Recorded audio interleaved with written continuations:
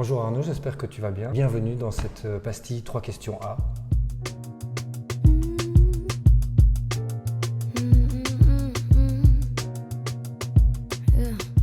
Alors Arnaud, on est là pour se parler de Meurtre au Bois du Luc.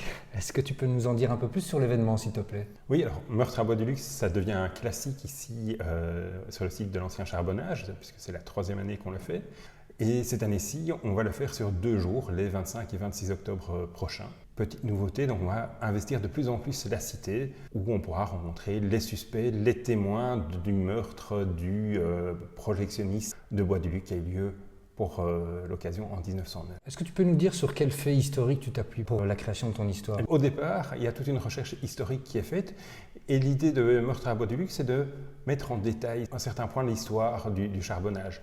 Ici, on est parti sur l'idée de la participation du charbonnage de Bois du Luc à l'exposition internationale de Bruxelles en 1910 et à sa préparation. Et à partir de là, on a imaginé tout un scénario en s'interrogeant sur le contexte historique de l'époque, notamment dans tout ce qui concerne le monde du cinéma. Donc ce scénario, en fait, c'est toi qui l'as inventé, mais tu peux nous expliquer finalement par quel processus créatif tu passes? On s'inspire évidemment de littérature, de films, de feuilletons. Et puis l'idée, c'est de trouver des scénarios plausibles pour chacun des suspects et de rendre chaque suspect presque coupable. Aucun d'eux n'est tout à fait blanc.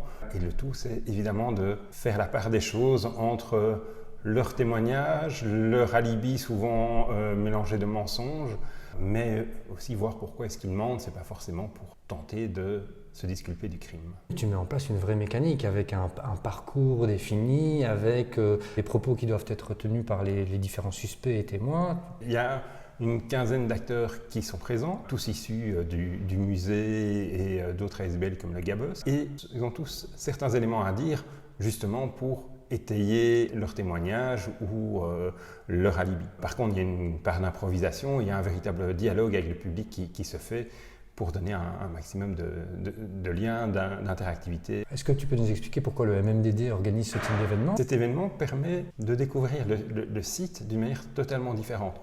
On a ici à Bois du Luc toute une série de procédés pour découvrir le site, que ce soit en visite guidée, en jeu pour les enfants, en visite scolaire. Ici, on le découvre de manière ludique, mais toujours avec un fond historique. Et l'avantage pour un participant, c'est qu'il peut découvrir des lieux qui sont habituellement fermés, où ils n'ont pas forcément accès avec la visite guidée.